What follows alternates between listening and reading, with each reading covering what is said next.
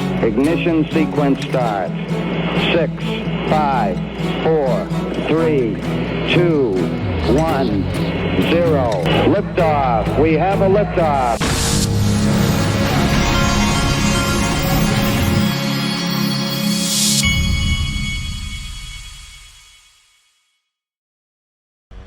Hey everybody, this is the Digital Asset Investor, and I think I may have shown one of these yesterday, but it's okay. You need to see them again. This is about, Brad Garlinghouse is talking about stablecoins, and he's talking about how this was at the Paris blockchain summit, which this Finina was there, and he went in there and actually got some good videos. So credit to him. Give him a follow at Edward_Finina. Watch this. Ripple has always tried to take a very compliance-first mindset, and that somewhat controversial in the earliest days of crypto. You know, Ripple's been around for a while. We've always tried to partner with regulators, with governments around the world. We continue to do that, including some of the work we've done around central bank digital currencies.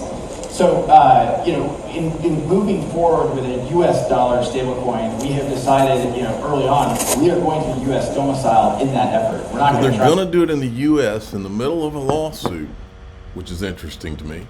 Okay, that's not clear. Let's do it offshore.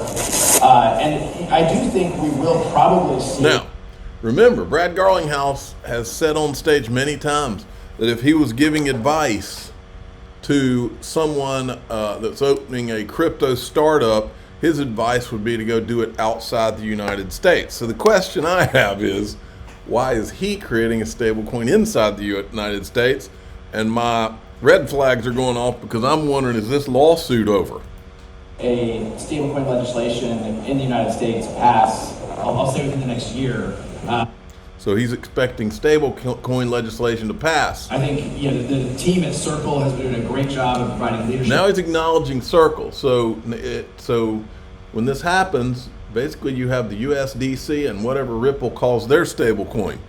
In the United States, you know, in an election year of the United States between Trump and Biden, who knows what's going to happen. But I think. Okay, and here's the other clip where he's talking about most macro view, what he thinks this market's going to do. I think many of us are believers in the stablecoin market, right? As a bridge between traditional finance and decentralized finance, stablecoins, I think, play a very important role.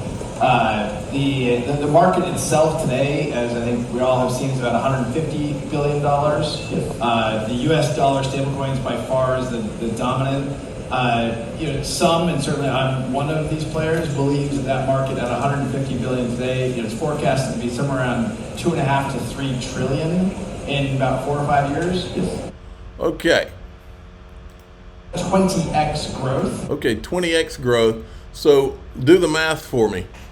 If you've got two companies in the United States that are really the lead two dogs in the stable coin market, and the stablecoin market 20 times over the next few years, and both of those companies have their private equity on Link2, my sponsor, I'll just let you do the math in your head. Now, moving along, this is Peter Schiff. Today, before I play it, I want to, well, actually, I'll just play it for you. Do I think Michael Saylor is foolish? I don't know, you know, why Michael Saylor does what he does. I mean, obviously, he levered up his balance sheet to buy a bunch of Bitcoin. He'd been selling his own shares in MicroStrategy stock, which obviously they did go way up because of this position he's taken. I mean, ultimately, I think MicroStrategy goes bankrupt. I mean, I think that's how. You think so? Yeah, I think eventually the Bitcoin is going to crash and the creditors are going to end up with the company. I mean, that's what I think is going to happen at the end of the day. And I think one of the reasons that he keeps buying Bitcoin with more borrowed money is to help prop up the price. I mean, he is one of the major buyers. And, you know, they just suckered in a new group of people in these ETFs who are just pure gambling. Because if you're buying Bitcoin on an ETF, you can't even make the argument that someone's buying it to use it. Okay. So he says, ultimately, I think MicroStrategy goes bankrupt. And here's my commentary on it. I don't know if he's right, but I do know Bitcoin's not going to run the new financial system. It may be a part of it, allowed to live by governments as a store of value. I've always said Saylor's either going to be a zero or a hero in this. I don't think there's going to be any in between for him. P.S. I lived through the dot-com boom and bust. For those that look at things as they are and think they can't change on a dime, you haven't studied history. You'll never guess who was the biggest loser in that one. It will shock, terrify you. The biggest loser was one Michael Saylor in the dot-com boom bust, folks. Wow. Now this is Jazzy Cooper, who is from Ripple. AMM is back with full integration with the XRPL payment engine and order books. Its potential is massive, yet complexity demands patience. We're on a path to perfection. Everyone's thoughtful engagement is what will truly make it unbeatable. I'm stoked.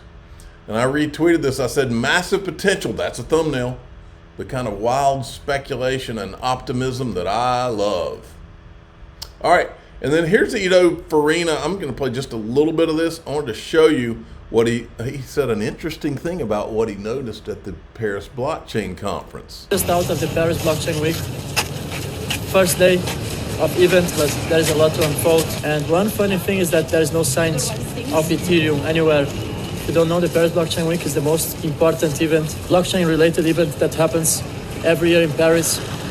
XRPL is the sponsor, so it is stellar. There's no signs of Ethereum anywhere. Brad Garlinghouse was the main speaker at the event today. So the first change I noticed, if we compare the event for last year, is that senior investors right now. Last year we had the typical crypto bro wearing a hat. This year we actually have... Wait a minute. So what he's saying is that now the adults have entered the room. Ethereum exit stage left. Makes sense to me. Now, something I wanted to remind everybody of, many of you will remember, and the Aussie brought it up in the Twitter space, the X spaces that James O'Keefe did last night with Stephen Narioff.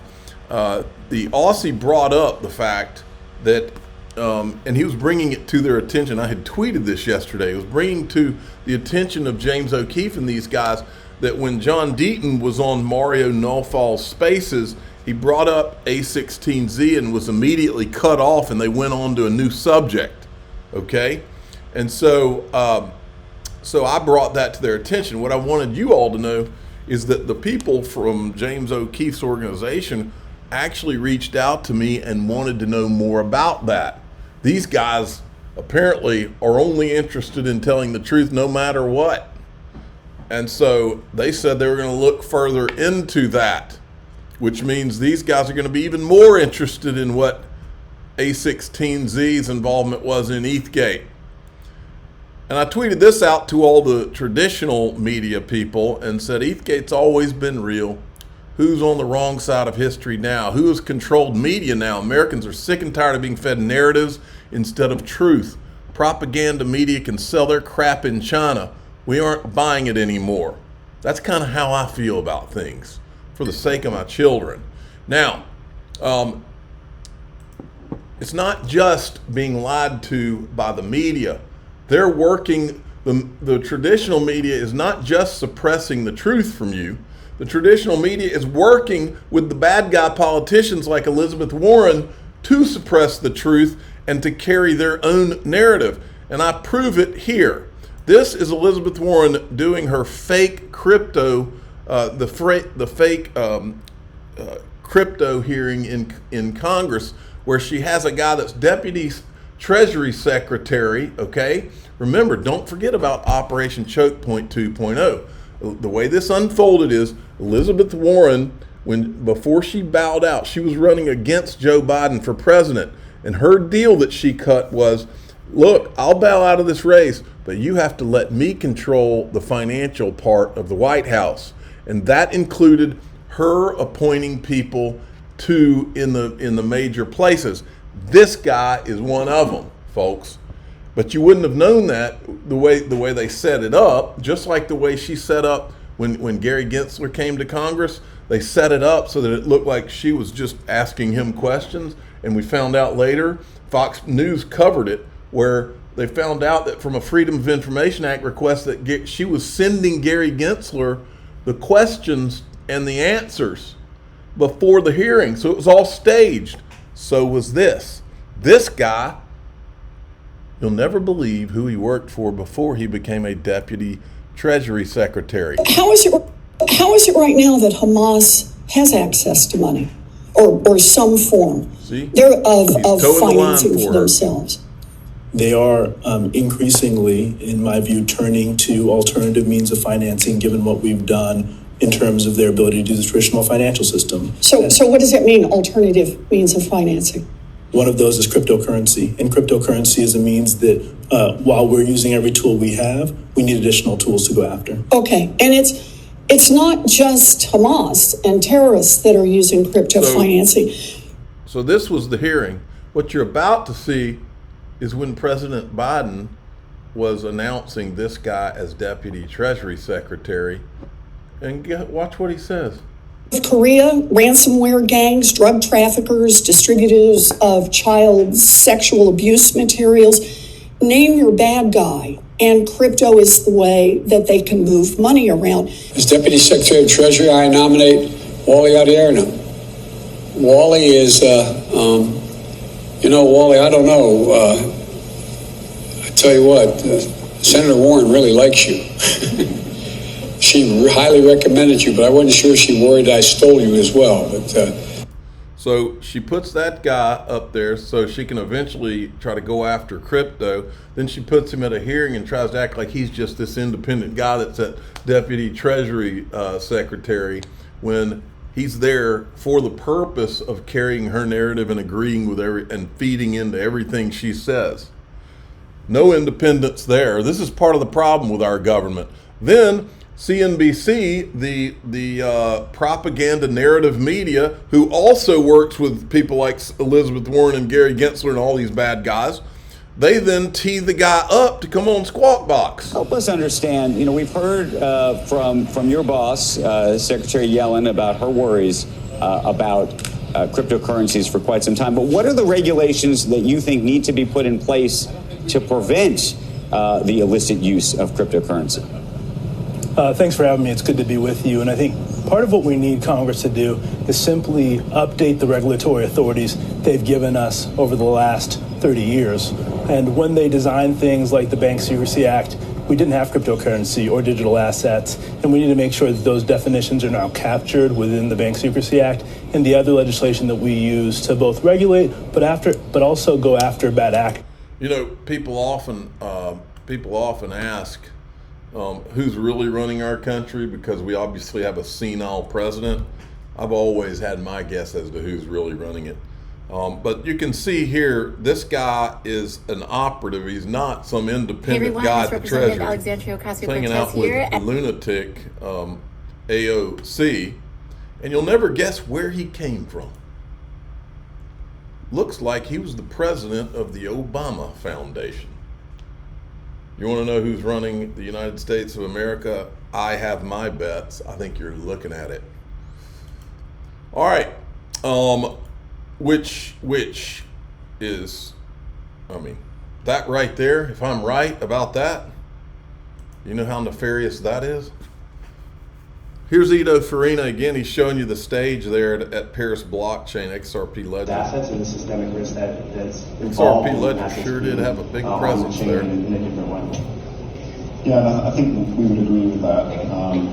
We see banks. I believe the adults in the room have finally shown up to the party. Speaking of adults in the room, the U.S. SEC's now sent a Wells notice to Uniswap. Okay, Uniswap. And then XRP Mikkel, he did a whole video on it, and I wanted to show you part of this. This guy right here, I'm looking forward to meeting him in Vegas. He is smart. He's young. Maybe when guys like me just retire in style, I feel good knowing that these kind of guys are going to be running the show.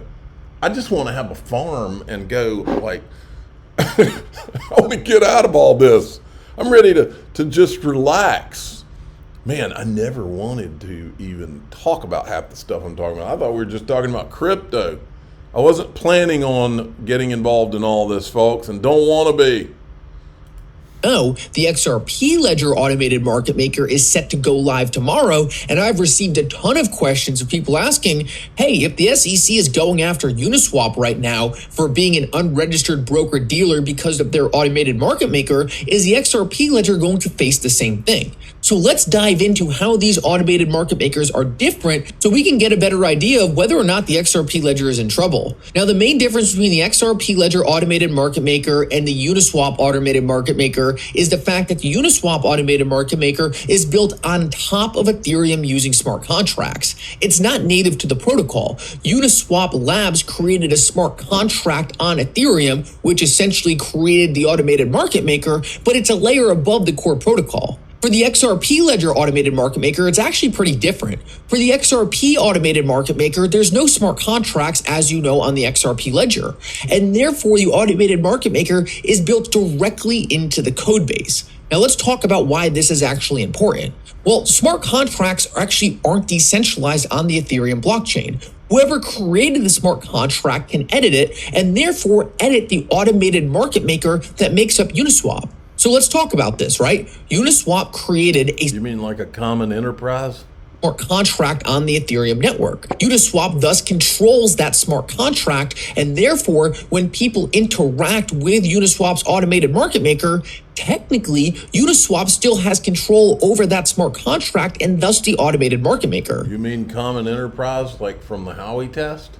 I have a feeling this is what the SEC is going to try to target. They're going to try to say, hey, Uniswap is saying their automated market maker is decentralized, but really it's just a smart contract on a decentralized blockchain that they still have control over. And we've actually seen examples of this. There has been examples in the past where Uniswap has delisted tokens purely because they didn't want them trading, despite the fact that there were governance votes to the contrary. So this is an example of, right, Uniswap Labs going out of their way to edit their smart contract to essentially change the AMM and thus take control of what is happening there. They have unilateral control over the broker-dealer and therefore should be registered. Now, whoopsie.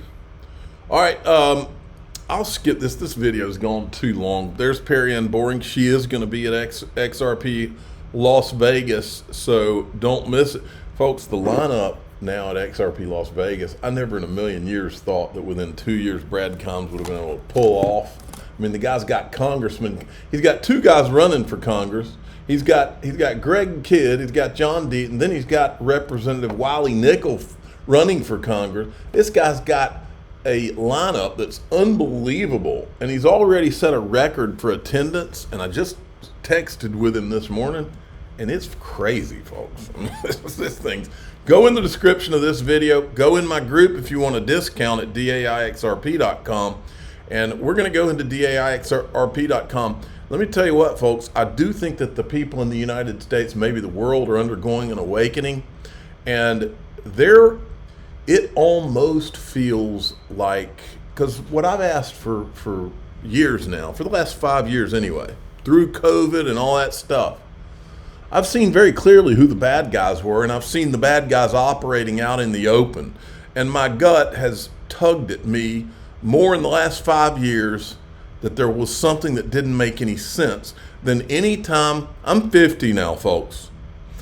In 50 years, the last 5 years are the only 5 years in my life where I've spent every single one of those 5 years feeling like I was surrounded by bad guys and feeling like my gut was just pulling at me that something's just not right, and that this looks staged and that looks staged and this and this. And now, and I've asked the question, I've told my wife 1,000 times, where are the good guys? Because there's no way. We have too many families who have a tradition of military service, patriotic families in this country whose sons and with like sons, daughters, grandsons, fathers that were all in the military, patriots. We have too many of them for there not to be a large group of good guys that are somewhere at work to make what has not made sense for 5 years make some sense to just an average common sense thinking person like myself. There have to, I've always said, there have got to be good guys that are at work somewhere, because all I see is bad guys and things that don't make sense.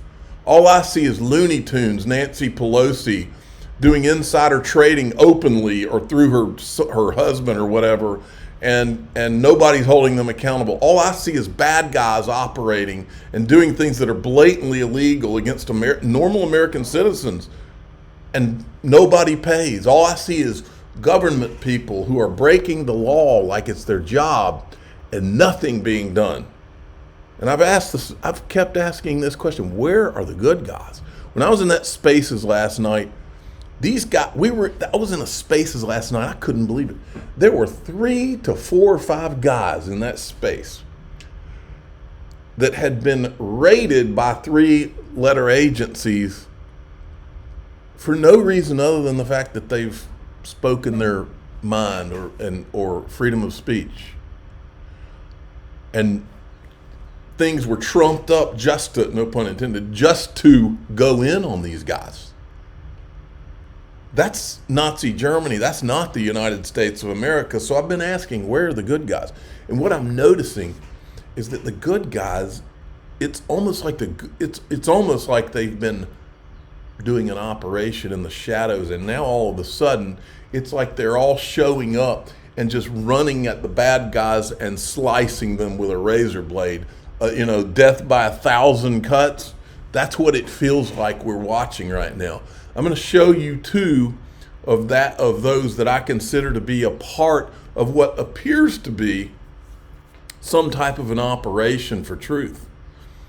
That's what we're going to talk about in DAI XRP, because I don't think I could show it out here without some kind of bad guy wanting to mess with me.